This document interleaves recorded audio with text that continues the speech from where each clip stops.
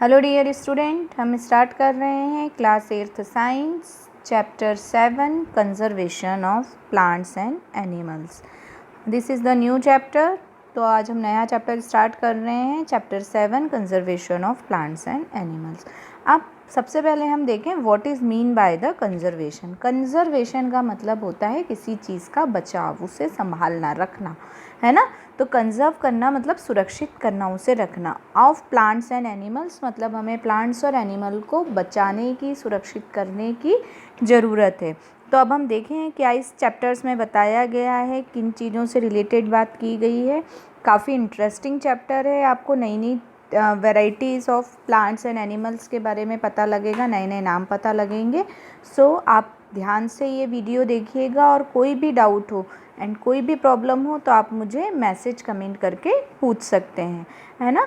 तो हम स्टार्ट करते हैं।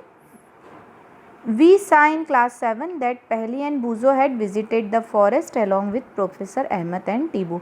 आपको याद होगा क्लास 7th में आपने पढ़ा था कि पहली और बूजो जो थे वो कहाँ गए थे, फॉरेस्ट के विज़िट करने गए थे अपने टीचर्स के साथ। They were eager to share their experience with their classmate, और उन्होंने अपने एक्सपीरियंस को अपने क्लासमेट्स के साथ जो था वो शेयर किया था।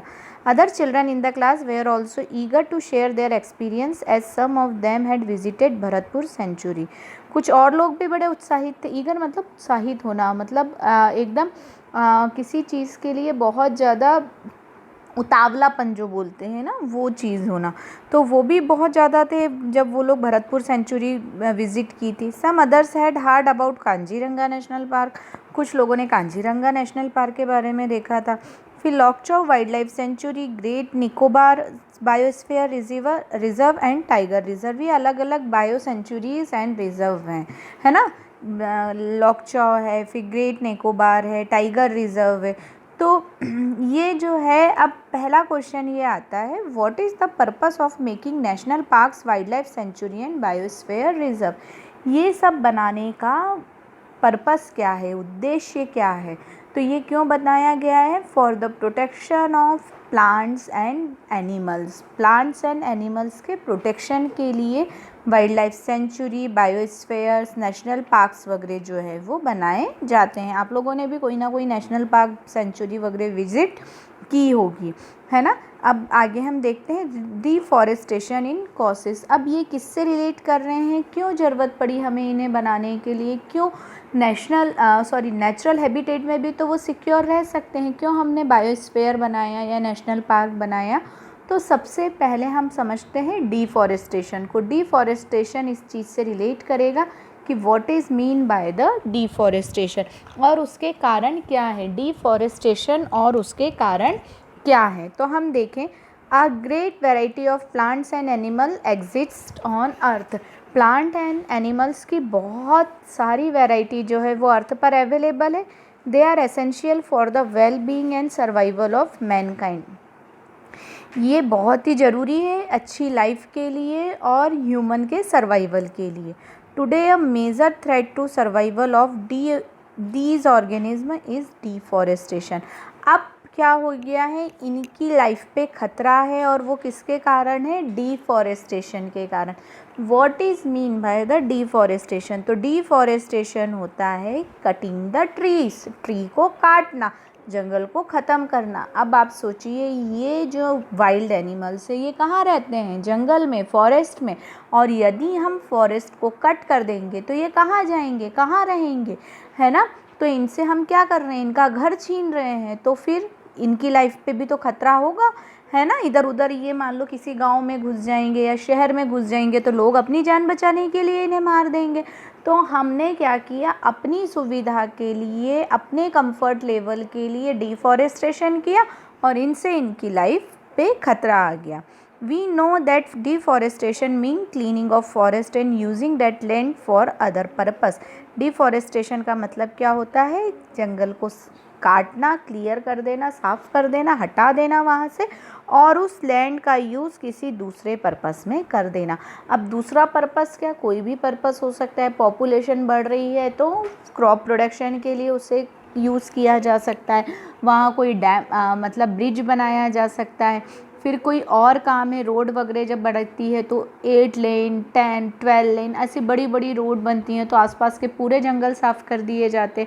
तो ये डिफरेंट यूजेस होते हैं जिसके कारण उन जो है फॉरेस्ट है उनको कट किया जाता है। हाईवेज़ वगैरह या और कोई इंडस्ट्रीज़ वगैरह डालनी होती है, बहुत सारी चीज़ें होती हैं जिनके कारण इन लैंड को डिफॉरेस्ट किया जाता है। Trees in the forest are cut for the some of the purpose mentioned below. अब हम देखते हैं, मैंने आपको बताया उनमें से क्या क्या रीज़न है। तो सबसे पहले प्रोक्योरिंग लैंड फॉर कल्टीवेशन, सबसे बड़ा रीज़न यही है कल्टीवेशन के लिए, क्योंकि जो पॉपुलेशन है वो क्या है, कंटिन्यू राइज हो रही है, कंटिन्यू बढ़ रही है, और उस पॉपुलेशन को क्या चाहिए, फूड चाहिए, और फूड के लिए क्रॉप चाहिए।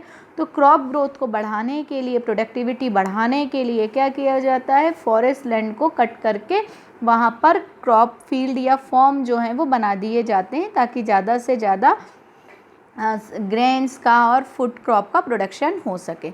बिल्डिंग हाउसेज एंड फैक्ट्री, लोगों की पॉपुलेशन बढ़ रही है तो रहने के लिए घर भी चाहिए, फिर और दूसरी चीज़ों के लिए फैक्ट्रीज़ भी चाहिए उनके लिए। फिर मेकिंग फर्नीचर और using wood as a fuel, furniture वगैरह में लकड़ी का यूज़ होता है तो लोग काट के ले आते हैं धीरे धीरे, है ना। फिर फ्यूल के लिए आसपास की जो लोकल पॉपुलेशन है वो धीरे धीरे कट करती रहती है, तो हम कट तो करते रहते हैं पर प्लांट नहीं लगाते हैं, तो धीरे धीरे हमें पता भी नहीं लगता और जंगल ख़त्म होने लगता है।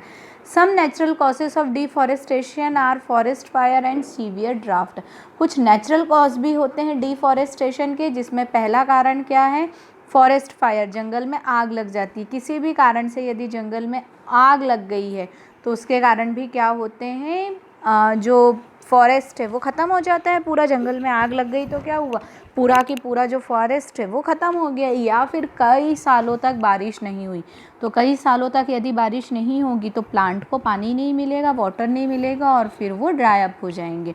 तो वो भी एक रीज़न होता है ना। अब पर मेन जो रीज़न होते हैं वो मैनकाइंड के कारण ही होते हैं, ह्यूमन ही है जो मेनली डिफॉरेस्टेशन करता है, ये बहुत रेयर होते हैं ऐसे। फिर है नेक्स्ट हम आ रहे हैं, अब कुछ और कारण अपनी तरफ से बताना है। तो मैंने आपको बताया हाईवेज़ वगैरह बनते हैं या इस तरह से कुछ बनता है तो उसके कारण से डिफॉरेस्टेशन हो जाता है, ठीक है।